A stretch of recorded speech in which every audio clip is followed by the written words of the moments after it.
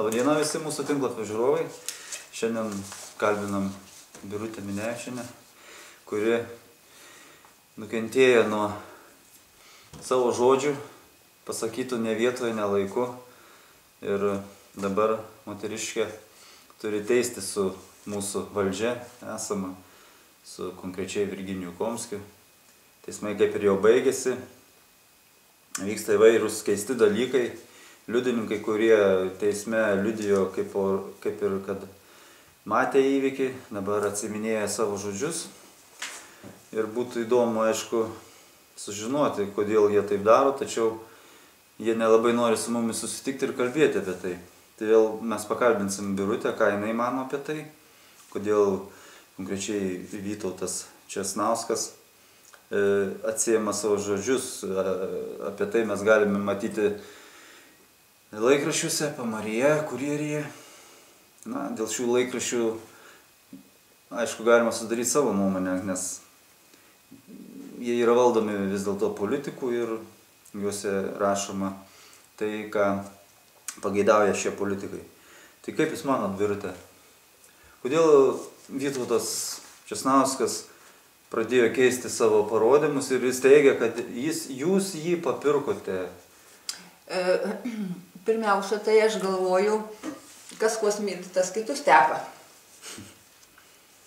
Mes matėm, kokie rinkimai buvo Pagėgiuose, tai jie tą metodą ir naudoja, kad aš nupirkau, bet galų gale aš nupirkau ne tame esmė. Tame esmė, kad žmogus pats pasisiūlė, aš jo net neatsimenu, ne to ūkininkų, kad jie ten buvo, tai buvo labai seniai.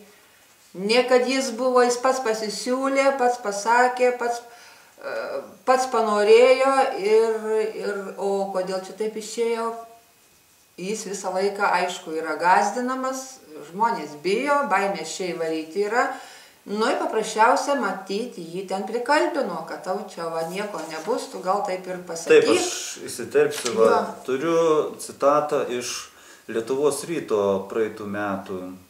Reiškia, buvo straipsnis ir ten buvo rašoma: B. Minevičienė teisme kalbėjo tiesą ir kiti vyrai nepamiršo šio įvykio, bet nebenoriu apie tai kalbėti. Čia Vytautas Česnauskas taip kalba. Po teismo vienas pažįstamas man netiesiogiai pagrasino. Būsi sutvarkytas, į vietą padėtas, pasakė nieko nepaaiškindamas, bet aš įtariu, kodėl jis taip kalbėjo. Pagėgių policininkams apie tai nepranešiau, nes jais nepasitikiu. Kalbėjo VČ. Čia tiesiogiai tiesiojo ištrauka iš Lietuvos ryto. Kad Pagėgių policininkais kai kuriais tikrai neįmanoma pasitikėti. Šitai galiu ir aš paliudyti, nes tikrai susidūriau su ne viena situacija, kuomet policininkai elgėsi tiesiog priešiškai nusiteikę mano atžvilgiu. Nežinau, kodėl, galbūt juos irgi valdo kažkas tai iš aukščiau, galbūt politikai, galbūt jų vadovybė aukštesnioji. Nesigilinsiu į tą klausimą. Tai kaip ir pagal šitą publikaciją, norėtųsi tikėti to Česnausko, kad jis kaip ir tikrai nuoširdžiai šnekėjo. Ne, tai šiandien ir pats Saulius sako. Šiandien visi jie juokėsi. Man, žinokit, būtų, kaip sakyt, ėjo, galbūt praėjo, galbūt nelieskim to klausimo, bet vis plaunam tą mundurą, prieš ką reikia čia plauti, aš nežinau. Ir tas pats Saulius šiandien šneka. Tai sako, turbūt davė jam pinigų, žmonės tai postrinkoje aplink, tikriausiai sako, davė jam pinigų, kad jis pakeistų parodymus, kad reikia apsiplauti. Čia buvo, reiškia, mane privertė tai teismas, suprantu, ką aš turiu daryti, privertė, Venckienė neprivertė. Privertė mane, tai ką aš turiu daryti, jeigu mane verčia. Bet žiūrėkit, Česnauskas, jūsgi žinot, kad ir matėt turbūt teismuose liudininkai prisiekia sakyti tik tai tiesą, nemeluoti ir pasirašė jie. Už melagingus parodymus netgi gresia atsakomybė. Ir kodėl, kaip Jūs manot, kodėl Jūs taip drąsiai dabar keičia tos parodymus, ką Jis nebijo? Kas ten žino, kaip jam ten tuos smegenis sumaišė? Kas ten jį kas prigirdė gerai? Iš kur man tą situaciją žinot, kodėl jis tai padarė? Negaliu pasakyti aš. Ir man visai nebeįdomu jau. Man jau tiek atsibodo visas šitas. Ta visa makalynė, kuri tęsiasi metų metais ir atrodo, kad pas mus problemų. Man, pavyzdžiui, būnant meru, man būtų gėda.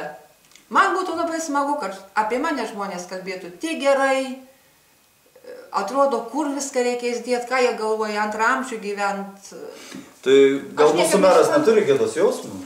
Nu, aš nežinau, man, pavyzdžiui, jau gėda, man gėda už juos, jau aš apie save nekalbu, mano sąžinė rami, ką aš mačiau, tą aš pasakiau, aš ir dabar neatsiimu tų žodžių, jeigu kas paklaustų, vėl iš naujo būtų teismas.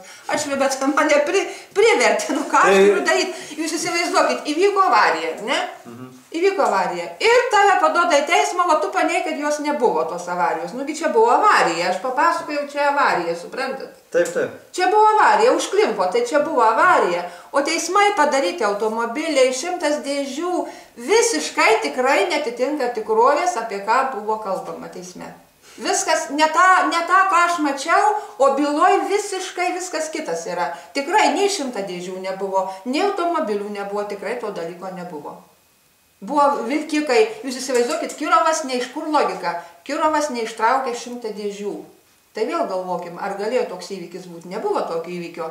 Ir vat mala tą įvykį, lyg atrodo, kad čia vienas iš svarbiausių įvykių. O man būtų labai smagu, kad savivaldybėje būtumėm visi vienodi žmonės, visiems vienas kitiem padėtumėm. Mat, aš ne taip seniai kalbėjau, aną dieną man buvo labai įdomu, su Raseiniais pabendravau, kadangi apvogė Ačą, tai aš pabendravau su gyvenančia ten tremtinė. Kaip mes, sako, buvom vieningi tremty. Mes tiesiog, bėda kokiam, tai visi į vieną būrį. O dabar tik plėš, sako, grobt, vogt. Ir šiandien liudija jinai pati. Pirko baisiausiai balsus. Ir teisybė, juk pernai metais mes prieš savivaldybės rinkimus girdėjome, kaip buvo perkami balsai, kad Raseiniai jau lenkė pagėgius.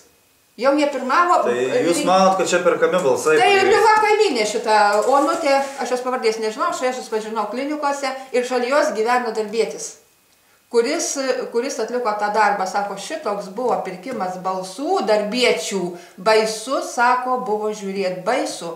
Ir tikrai rezultatai rinkimų buvo gana aukštas procentas, kada perka balsus. Bet tai vienas iš pirmų pasižadėjimų einant į rinkimus, bet kokio lygio politikams yra pasižadėjimas nepapirkinėti rinkėjų. Ir kaip dabar gaunasi, kad jie dar netapdami politikais jau laužo pažadus. Tai aš nenoriu išduoti ir vėl tarybos nario, su kuriuo aš nekėjau. Tarybos narys sako, nes jeigu jau pavardę pasakysi, tai tu teisme atsidursi čia labai greitai.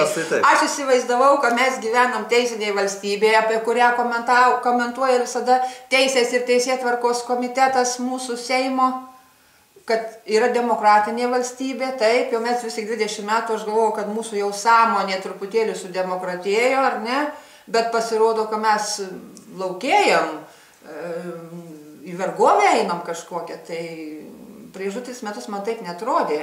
Man atrodė, kad žmonės kažkiek truputėlį jau prakuto, gal tos drąsos įgavo, pasakytą tiesą, nebijot ar kažką. Ir draug žmonėms sakyti tiesą, nu įvyko, kas įvyko. Buvo, kas buvo. Tai ką dabar daryti? Ištrint viską. Jeigu tai galima būtų sugrąžinti atgal, tą visą, aš būčiau gatvė ėjus ir praėjus. O ką laikraščiai rašė? Kad aš specialiai važiavau. Aš nevažiavau specialiai tą Šilutę. Nevažiavau. Aš nuvažiavau pas draugę visiškai. Aš tiesiog ėjau gatvę. Pancerovas mane sustabdė. Nemačiau, aš tos Alankačios nepažįstu. Aš šiandien Banzinienei tik galiu padėkoti, ačiū, kad jinai neatsiklausė manęs. Nes kada buvo su gyvuliais problema kaime, mane Pancerovas kažkodėl paklausė, ar tavo pavardę rašyti, aš lydėjau Šilo karčmą, nes nežinojau, kur tas ūkininkas gyvena, ten buvo problemos didžiulės tikrai, žmonės kreipėsi kaip į žmogų pagalbos, o paskiau lieki kaip ir kaltininkas, suprantat, jie visi kreipėsi, va tu padėk, va tu čia paskambink, va tu čia gal tą padaryk, tu padėk. Ir norėdamas kažką tai gero, lieki blogas paskiau. Tai jis klausė Pancerovas, ar tavo pavardę rašyti, kad tu mus lydėjai. Ne tokį atvejį kaime, tai visi žinos, kad aš lydėjau. Tokį atvejį atsiklausė, o čia neatsiklausė manęs. Aš tiesiog spontaniškai, tiesiog galbūt neapgalvotai, galbūt taip reikėjo nepasakyti. O juk čia visi žino, atvažiavo vyrai žvejoti iš tos pačios bendrovės, vyrai, kuris traukėt. Nu, nenoriu šiandien pasakyti pavardės, kuris traukėt. O kumoj, sako, traukė tas ir tas, o tas traukė ten ir ten. Tai kad sako, čia visi viską žino, suprantat, jie visi aplinkalba. Dabar jeigu ką aš galiu, ko iš manęs norėt, apie kokią tą kontrabandą, aš jos nematau, nenoriu ir daugiau gyvenime jos matyti nenoriu. Ir man naivaus ir išaut viskas. Bet tai suprantat, kaip yra, jeigu Adamkaus iš po Adamkaus vizito išveža cigaretės iš ponosies, iš prezidento ponosies, nu tai apie ką galima bešnekėti jau čia. Ir svarbiausia, visi vėl pagėgiai žino kas. Nu jeigu aš dabar pasakyčiau pavardės vėl visų, kas išvežė jas, žino kas. Ir visi šneka aplink, jiem nepasako, va tik tai į akis. Suprantat, kaip yra. Kada jiem į akis nepasako kalbą iš išorės. Pavyzdžiui, buvo atvejis. Aš kitą kartą gailiuosi, kad aš nepasiimu su savim mobilaus su įrašu. Stoviu Snorė dar tam buvusiam. Ir stovi vyrai eiliai. Ir kada iš Panemunės pavogė va tą fūrą su cigaretėm. Ir sako žmonės, ne mano žodžiai, gink Dieve, aš nepažįstu to žmogaus, bet jau aš nebeprisipažįstu tikrai. Nu, sako, čia be Kiešos neapsėja ta kontrabanda. Be Kiešos ta kontrabanda nepavogta. Vat matot, visi komentuoja, visi kalba, visi žino ir jie galvoja, kad niekas nieko nežino. Nu, visi žino, tie patys kontrabandininkai Stoniškių pusė, net iš Stoniškių pusės vaikai tarpusavį bendrauja. O, sako, atvažiavo Seimūnas, pabarškino per nugarą, va, sako, kaip vaikinai ir vyrukai gerai dirbat. Gerai dirbat, gerai krauna dėžės.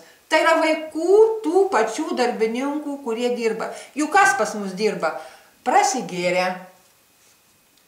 Purvina liaudis, nu tokia, kaip galiu pasakyti, tie pirmieji pinigai, kurie eina per upę, kas tas dėžės neša, ar ne? Tai kas neša, kokie žmonės, pasižiūrėkim, jie yra degradavę, jie galbūt, jie nežinau, jie protų nesuvokiami, jų darbai iš viso, jie šiandien kalėjime, aš kai klinikose buvau, o dabar lankiausi, tai vienas saugoja kalinius nuo 20 iki 30 metų pilni kalėjimai žmonių, draugai mėly ir merai mėly, pagalvokim, kas mūsų valstybės laukia. Ne mane čia pensininkė tampyt, gėda prieš visą jau Lietuvą, reikėtų seniai jau užbaigt, nu paneigiau, nu nebuvo, nu bala nemato, gal aš durna, gal ten buvo Komskio iškamša. Nu gal Komskio iškamša. Žiūrėkit, prezidentė šitoj garsioj Lietuvos pedofilijos byloj, reiškia, vienam irgi iš straipsnių Lietuvos ryte pasakė taip, už pasisakymus atleidinėti iš darbo, tik už žodžius aš nieko neatleidinėju, sakė Dalia Grybauskaitė. Tai čia reiškia, jinai turėjo omeny Neringos Venckienės išsakytas nuomonės apie mūsų visą teisinę sistemą, ir įvairiais žodžiais ten kalbėjo viešai. Nu, korumpuoti sakė. Ir pati prezidentė sako, kad už žodžius nieko neatleidinėjau, o čia už žodžius jūs, reiškia, nuteisė, padarė didžiulę. Nu, reiškia, jeigu aš mačiau, kaip paneigti, tai dabar aš lygiai pavyzdys, gerai padarė Babilius avariją, ar ne? Nu, nenuostabu čia. Čia tas Seimo narys tai. Seimo narys padarė, reiškia, tą avariją. Ką jis dabar galėtų padaryti? Turėdamas didžiulius pinigus, vis tik tai jisai juos turi ir valdo, susirast kokį nors teismą, paduot va tą vyruką į teismą, kad aš tavęs visai nesudaužiau, juk jo niekas nematė, kad jis ten buvo, apart to vyruko. Jis pasitraukė iš tos vietos. Kaip jisai stovėjo, jis matyt atbulą kažkur ten davė, gal ten tą mašiną biškutuką įlenkė, nu ir jisai pasitraukė, ten niekas nematė. Ir niekas neliudys, jūs suprantat? Niekas, nei žmonės bijodami, niekas nenorės skaičius. Mūsų žmonės, aš ne prie ko, o kad mes turim tik teritoriją ir kad neturim mes valstybės jokios, kad mes joje negyvenam, egzistuojam ir nežinia, kuo gali baigtis, gal karais, gal revoliucija, o kam to reikia. Jie apie tai nemasto. Vat man gal šiandien gerai, man gerai, man gerai, oi, baisu, oi, da tą padarys, aną padarys. Nu, kaip sakyt, yra tas mentalitetas mūsų. Lietuviškas mentalitetas yra vergaut. Bet tai vis tiek, man tai susidaro vis tiek tokia nuomonė, kad vis dėlto valdžia yra teisėta, kadangi dauguma žmonių yra tokie, vat. Tokia valdžia ir yra. Ir mes turim vis dėlto susitaikyti, kad gyvenam daugumos valdžioj, kuri dauguma pasipirkinėja dauguma toleruoja nusikaltimus įvairius, dauguma patys daro. Taip ir turim.